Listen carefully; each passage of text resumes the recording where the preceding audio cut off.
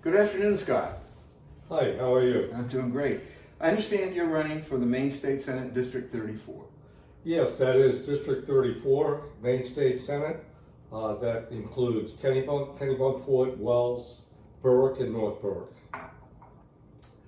So, people are interested in what you've been doing, what your career has entailed. Can you fill us in on that? Well, Alan, I graduated from Wells High School in 1973. I went on to Maine Maritime Academy, graduating in 1977, where I then went to work for a military sea lift command for 3 years. I then went to work for the Union and various shipping companies as chief engineer until presently. I retired in 2016, but they still call me back. You know, they can't get chief engineers. But anyways, my wife and I in 1990 purchased the old Idleys cabin resort down by Parsons Beach, and we changed the name to Shorelands Guest Resorts, and she operated that for the last 30 years while I went to sea and was chief plumber at the place. Okay. So, your candidacy, what has led you to run for the office of State Senate? Well, I've always been active in political realm here in Kennebunk and Wells, and former senators asked me to run for this office. I had been a member of, I was voted in as Kennebunk Light and Power trustee, and so I've been involved in the community. So with that, I decided that I would throw my hat in the ring and run for state senator here in these towns, and I want to support the people. They need a lot of leadership and support. I believe I can do that. Okay. Any particular areas that you see need addressing? Well, in your role as state senator?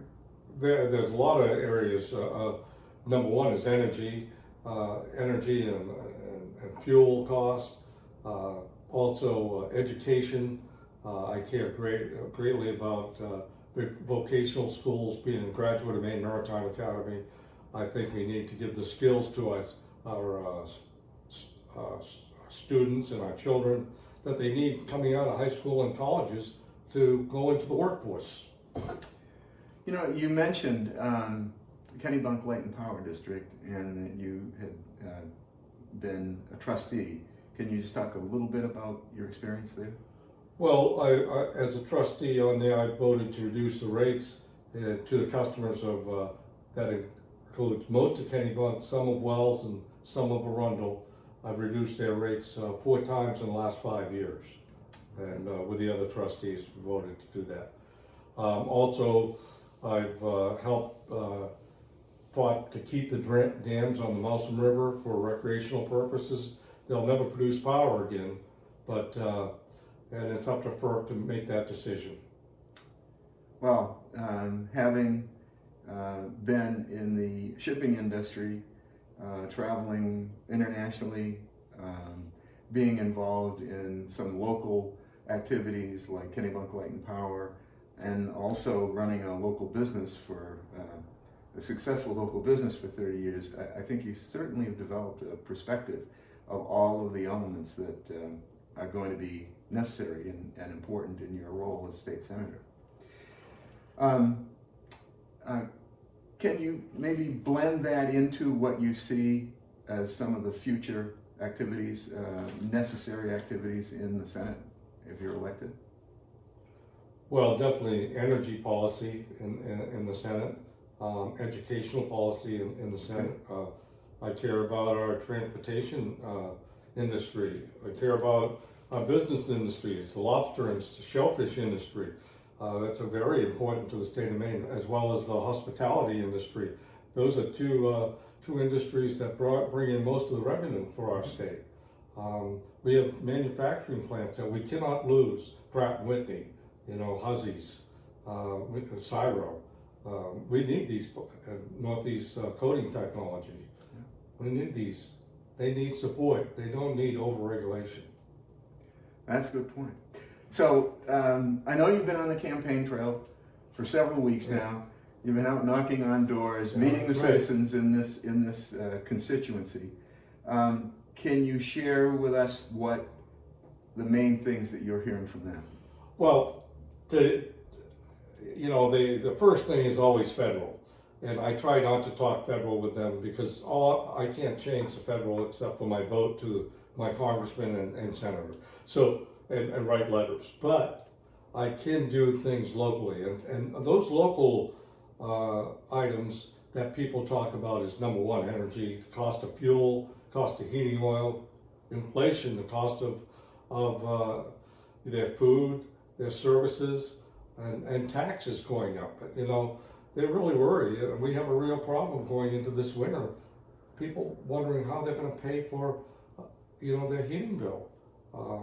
We have some big items we have to tackle in January when we get up there.